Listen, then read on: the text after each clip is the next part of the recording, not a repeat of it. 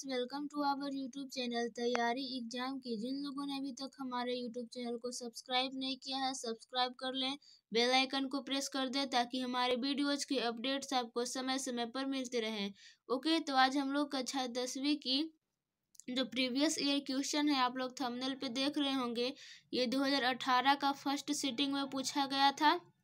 ठीक है, हिंदी का देखिए खंड अ है, वस्तुनिष्ठ प्रश्न है, और हम आप लोग के लिए विषयनिष्ठ प्रश्न भी लेकर आए हैं। ठीक है, तो उसे भी आप लोग देखिएगा। आइए पहले हम लोग देखते हैं क्वेश्चन नंबर पहला क्या पूछा गया था। बुढ़ापे में इंसान बिल्कुल बच्चा बन जाता है, इस वाक्य में बुढ़ापे की कौन सी संज्ञा है? तो इसका राइट आंसर आपका हो जाएगा सी, भाववाचक संज्ञा है। ठीक है, बुढ़ापा क्या है? भाववाचक संज्ञा है। आइए देखते हैं क्वेश्चन नंबर 2 क्या था। विशेषण के मुख्यतः कितने भेद होते हैं? तो आप लोग याद कर लीजिए, विशेषण के मुख्यतः 4 भेद होते हैं। ओके, तो A is the right answer. Question number 3 है आपका, आपने क्या खाया है? इस वाक्य में क्या कौन सा सर्वनाम है? तो आप लोग को सभी पता होगा, सी इज द राइट आंसर। इसका क्या हो जाएगा? प्रश्नवाचक सर्वनाम। ठीक है, क्वेश्चन नंबर 4 है आपका, भविष्य काल के कितने प्रकार होते हैं? भविष्य काल के कितने प्रकार होते हैं? तो B is the right answer, 3। Question number 5 है आपका, देखिए, दध्योदन का संधि विच्छेद क्या है? तो दधि जोड़ उदन नहीं होगा, दधि जोड़ उदन ये भी नहीं होगा, ये औदन तो बिल्कुल नहीं होगा। तो इसका राइट आंसर आपका हो जाएगा क्या? बी, दधि जोड़ ओदन, दधियोदन। ठीक है, क्वेश्चन नंबर 6 है आपका, देखिए क्या है, राम ने भिखारी को पैसे दिए, इस वाक्य में को किस कारक की विभक्ति है? तो कर्ता ने कर्म को कर्म से। ठीक है, तो को पूछ रहा है ना, तो इसका राइट आंसर हो जाएगा बी, संप्रदान। ठीक है, को या के लिए। क्वेश्चन नंबर 7 है आपका, लौह पुरुष में कौन सा समास है? तो इसका राइट आंसर हो जाएगा आपका सी, कर्मधारय समास। कर्मधारय समास क्यों है? क्योंकि लौह पुरुष पता चल रहा है कर्मवीर आदमी होगा, कर्मधारय समास। क्वेश्चन नंबर 8 है, निर्जन में कौन सा उपसर्ग है? उपसर्ग किसे कहते हैं? जो किसी शब्द के पहले में आए उसे उपसर्ग कहते हैं। तो निर्जन, निर्जन बोल रहे हैं तो निर का सबसे पहले उच्चारण हो रहा है, तो B is the right answer, निर। ठीक है, क्वेश्चन नंबर 9 है आपका, निम्नलिखित शब्दों में कौन सा शब्द शुद्ध है? शुद्ध है पूछ रहा है, तो आपका राइट आंसर हो जाएगा सोनित। सोनित पूछ रहा है। ठीक है, तो सोनित का आपका राइट आंसर हो जाएगा सी। क्वेश्चन नंबर आपके पास 10 है, देखिए क्या पूछा गया था, यदि ए के बाद कोई भी विभिन्न स्वर आए तो ए किसमें परिवर्तित हो जाती है? तो B is the right answer, A में। ठीक है, आइए देखते हैं क्वेश्चन नंबर 11 क्या है, निम्नलिखित वाक्यों में कौन सा वाक्य शुद्ध है? तो आपके पास 4 ऑप्शन है, प्यास से होठ सूख रहा था, मेरा बात सुनो, मैंने यह काम करा, ये सभी आपका गलत है। आपके पास राइट आंसर क्या है? ए इज द राइट आंसर, आपके दर्शन कब होंगे। ये सब बी सी डी थोड़ा सा अटपटा सा लग रहा है, तो ये सब गलत होगा। क्वेश्चन नंबर 12 है आपका, हाथ साफ करना मुहावरे का सही अर्थ क्या है? तो इसका राइट आंसर आपका हो जाएगा सी, चोरी करना। ठीक है, कोई कोई कहता नहीं है, अरे आज हम बाहर गए थे तो मेरा कोई हाथ साफ कर दिया। ठीक है, सफाई करना नहीं होगा, गंदगी फैलाना भी नहीं होगा, हाथ धोना भी नहीं होगा, तो इसका राइट आंसर हो जाएगा सी, चोरी करना। क्वेश्चन नंबर 13 है आपका, निम्नलिखित शब्दों में कौन सा शब्द शुद्ध है? इसको में हितैषी देखना है, हितैषी, तो C is the right answer, हितैषी इस प्रकार से लिखाएगा, ये सब आपका गलत हो जाएगा। क्वेश्चन नंबर आइए देखिए 14 आ गया हम लोग का। क्वेश्चन नंबर 14 क्या पूछा था, अंतिम में कौन सा प्रत्यय है? उपसर्ग पूछे तो पहले वाला, और जब प्रत्यय पूछे तो लास्ट वाला, तो वही पूछ रहा, अंतिम में कौन सा प्रत्यय है? अंतिम, अंतिम, इम, अंतिम में इम आ रहा है ना, ती, ई, लास्ट में ई आ रहा है तो C is the right answer, इम हो जाएगा। क्वेश्चन नंबर 15 है आपका, अष्टाध्यायी में कौन सा समास है? तो A is the right answer, द्विगु समास, ठीक है, क्योंकि यहाँ पे संख्या का बोध हो रहा है। क्वेश्चन नंबर 16 है आपका, भारत में बेरोजगारी का एक प्रमुख व प्रत्यक्ष कारण क्या है? तो आप लोगों को सभी को पता होगा, सी इज द राइट आंसर, जाति प्रथा। ओके, क्वेश्चन नंबर 17 है आपका, देखिए पेड़ पर कमरा किसकी रचना है? बहुत ही फेमस क्वेश्चन है, तो इसका राइट आंसर हो जाएगा ए, विनोद कुमार शुक्ल। क्वेश्चन नंबर 18 है आपका, बी आर नारायण ने किस कहानी का अनुवाद किया है? तो बी आर नारायण ने, B is the right answer, दही वाली मगम्मा। क्वेश्चन नंबर 19 है आपका, कवयित्री अनामिका का जन्म कब हुआ? तो इसका राइट आंसर आपका हो जाएगा ए, 1961 ईस्वी को। क्वेश्चन नंबर 20 है आपका, घनानंद की भाषा क्या है? आप सभी जानते होंगे, तो B is the right answer, Braj Bhasha. Question number 21 है, किसके अनुसार सेनों ने सिद्धांतों को भी बदल लिया था? तो इसका राइट आंसर हो जाएगा आपका बी, खोखा के अनुसार। क्वेश्चन नंबर 22 है, दारिस नामक सोने के सिक्कों से भरा घड़ा किसे मिला था? तो इसका राइट आंसर हो जाएगा आपका सी, वारेन हेस्टिंग्स को, ठीक है। क्वेश्चन नंबर 23 है आपका, ढहते विश्वास किस भाषा से अनुदित है? तो ढहते विश्वास आपका C is the right answer, Odia से अनुदित है। ओके, आइए चलते हैं क्वेश्चन नंबर 24 पे, दूर चट्टानों की ठंडी गोद में किस कवि की पंक्ति है? तो इसका राइट आंसर हो जाएगा डी, झरा पालक। सॉरी, एक सेकेंड, गलत हो गया। यहाँ पे हम लोग आ रहे हैं क्वेश्चन नंबर 24 पे है, दूर चट्टानों की ठंडी गोद में किस कवि की पंक्ति है? तो इसका राइट आंसर आपका हो जाएगा डी, रेनर मारिया रिल्के। आइए क्वेश्चन नंबर 25 पे चलते हैं, जीवनानंद दास की किस कविता को प्रबुद्ध आलोचकों द्वारा रविदास युग की श्रेष्ठतम प्रेम कविता की संज्ञा दी गई है? तो इसका राइट आंसर आपका हो जाएगा B, Banalata Sen. Question number 26 है आपका, देखिए क्या है, आध्यात्मिक शिक्षा से गांधी जी का क्या अभिप्राय है? तो D is the right answer, हृदय की शिक्षा। क्वेश्चन नंबर 27 है, आविनियो में 19 दिनों में प्रवास के दौरान लेखक ने कितने गद्य की रचना की? तो इसका राइट आंसर आपका हो जाएगा ए, 27। क्वेश्चन नंबर 28 है, धरती कब तक घूमेगी किस भाषा से अनुदित है? तो इसका राइट आंसर हो जाएगा सी, राजस्थानी। क्वेश्चन नंबर 29 है आपका, पापपाती को कौन सा रोग था? तो D is the right answer, meningitis का, याद रखिएगा आप लोग। क्वेश्चन नंबर 30 है आपका, वीरेन डंगवाल को किस कृति के लिए साहित्य अकादमी पुरस्कार मिला है? किसके लिए मिला है? तो B is the right answer, दुष्चक्र में सृष्टा के लिए, ठीक है। क्वेश्चन नंबर 31 है, परदेश की विद्या पढ़ने का क्या परिणाम हुआ? तो इसका राइट आंसर हो जाएगा बी, सबकी बुद्धि विदेशी हो गई, ठीक है। आइए देखते हैं क्वेश्चन नंबर 32 क्या है, थोड़ा सा मिट गया है।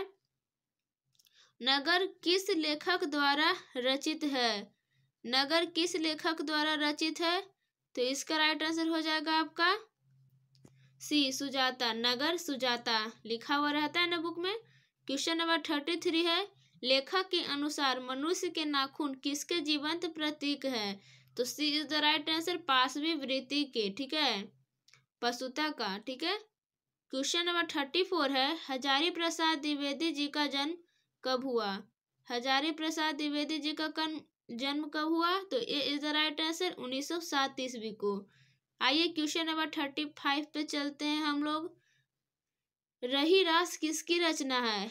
रही रास किसकी रचना है? तो इसका राइट आंसर आपका हो जाएगा, क्या हो जाएगा? तो इसका राइट आंसर आपका हो जाएगा यहाँ पे बी, गुरु नानक। रही रास गुरु नानक की रचना है। क्वेश्चन नंबर 36 है आपका, लक्ष्मी के बड़े पुत्र का क्या नाम था? तो इसका राइट आंसर आपका हो जाएगा ए, अच्युत।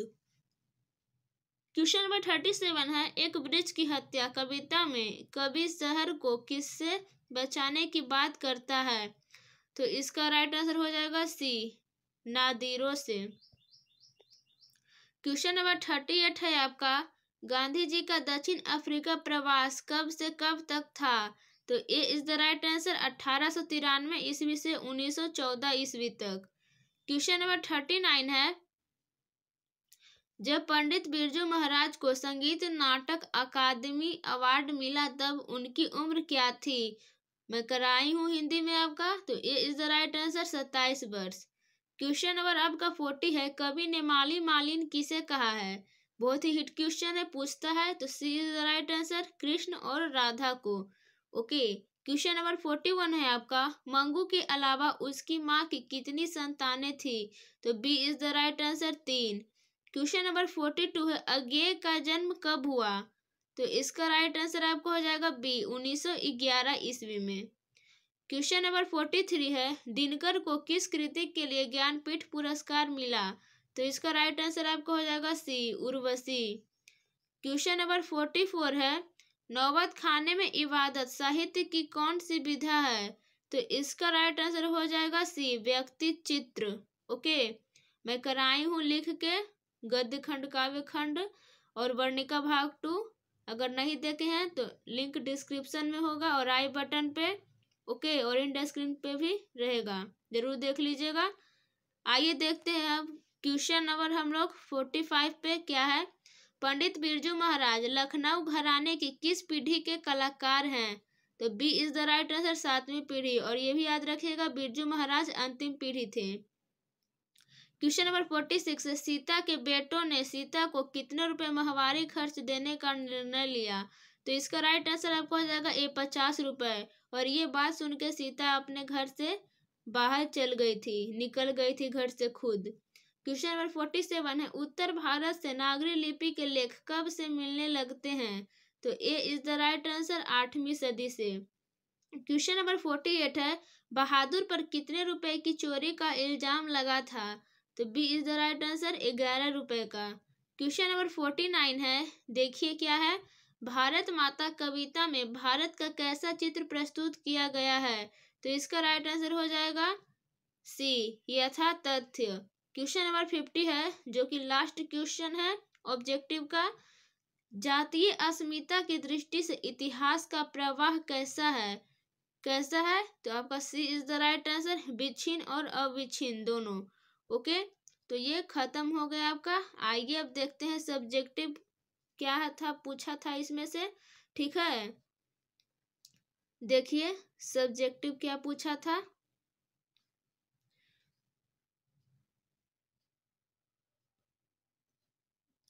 देखिए मैं क्या कर रही हूँ, बिहार बोर्ड एग्जामिनेशन 2021 450 प्लस लाना है। तो देखिए फर्स्ट सिटिंग पूरा 100 मार्क्स का पूछा था, ठीक है। और मैट्रिक बोर्ड परीक्षा 2021 में पूछे जाने वाले संभावित महत्वपूर्ण प्रश्नोत्तर हैं। बिहार बोर्ड मैट्रिक परीक्षा हिंदी का है। ओके, देखिए क्वेश्चन नंबर पहला क्या था बताते हैं, थोड़ा सा रुकिए, बहुत टाइम लगा है बनाने में हमें, ठीक है। आप लोग अच्छे से देखिएगा और रिमेम्बर करते जाइएगा। सब 2-2 नंबर का पूछा है। देखिए यहाँ पे हम लिखे हैं, देखिए क है, बिरजू महाराज अपना सबसे बड़ा जज अपनी माँ को क्यों मानते थे? क्वेश्चन है, तो इसका उत्तर है, बिरजू महाराज अपना सबसे बड़ा जज अपनी माँ को मानते थे क्योंकि जब वे नाचते थे और माँ देखती थी तब वे अम्मा से अपनी कमी या अच्छाई के बारे में पूछा करते थे। उसने बाबूजी से तुलना करके इनमें निखार लाने का काम किया। इस कारण यहाँ पे देखिए अम्मा लिखे हैं क्योंकि बिरजू महाराज अपनी माँ को अम्मा भी बोलते थे, ठीक है। और जो क्वेश्चन सेट करता है वो माँ या अम्मा कुछ भी पूछ सकता है, तो आप लोग दोनों में से कुछ भी लिख सकते हैं उसके अकॉर्डिंग, क्वेश्चन के अकॉर्डिंग। क्वेश्चन नंबर आपका ख है, देखिए क्या है, संतू मछली लेकर क्यों भागा? ये भी 2 नंबर का पूछा था और इस टाइप का क्वेश्चन 2 नंबर का ही पूछता है। इसका उत्तर हो जाएगा, संतू मछली लेकर कुएं में डालने के लिए भागा ताकि मछली जिंदा होकर बड़ी हो जाए। क्वेश्चन नंबर ग है, गांधी जी के अनुसार शिक्षा का जरूरी अंग क्या होना चाहिए?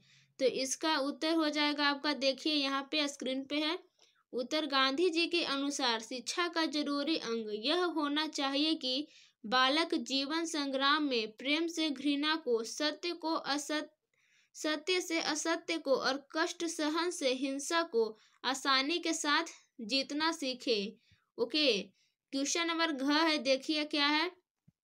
कवि ने जनता को दुधमुही क्यों कहा है? बहुत ही हिट क्वेश्चन है, तो इसका उत्तर हो जाएगा, सिंहासन पर आरूढ़ रहने वाले राजनेताओं की दृष्टि में जनता फूल या दुधमुही बच्ची की तरह है। रोती हुई दुधमुही बच्ची को शांत रखने के लिए उसके सामने खिलौने दे दिए जाते हैं, उसी प्रकार रोती हुई जनता को खुश करने के लिए कुछ प्रलोभन दिए जाते हैं। ठीक है, चलते हैं क्वेश्चन नंबर अड़ा पे, क्या है देखिए। क्वेश्चन नंबर अड़ा क्या है आपका,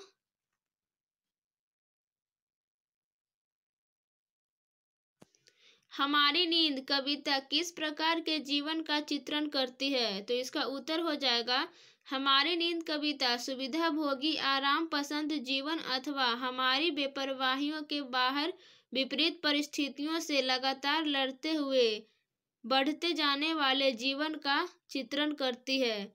ओके, देखिए च है, क्या है च नंबर क्वेश्चन है आपका, बेटे के आंसू कब आते हैं और क्यों? तो इसका उत्तर हो जाएगा, सीखने के क्रम में बारंबार प्रयास करने पर भी जब बालक विफल हो जाता है तब पहली विफलता पर आंसू आ जाते हैं, क्योंकि कठिनतम प्रयास के बाद विफल होना कष्टदायी स्थिति उत्पन्न करता है। ठीक है, देखिए इसका 6 नंबर क्वेश्चन क्या पूछा था, सब करा रही हूँ आप लोगों को। वीडियो अच्छा लग रहा होगा तो लाइक कीजिएगा।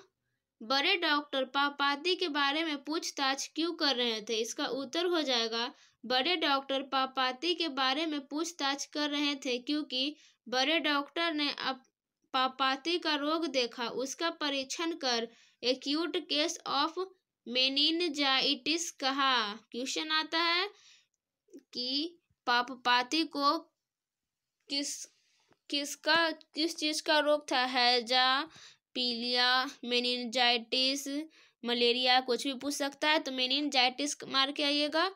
और बल्ली अम्माल जो कि पापाती की माँ थी, क्वेश्चन आता है बल्ली अम्माल कौन थी? माँ, बहन, दीदी, सहेली, कुछ भी पूछ सकता है, तो माँ टिक करके आइएगा। वे अशिक्षित थी जिसके कारण बड़े डॉक्टर पापाती के बारे में पूछताछ कर रहे थे।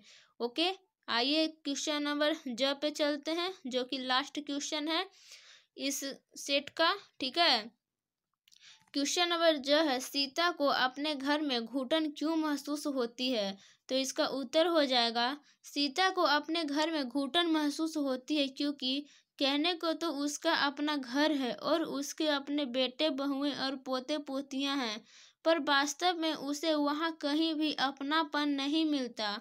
सभी उसे भार स्वरूप समझते हैं, अतः उसे अपने ही घर में अत्यधिक घुटन महसूस होती है।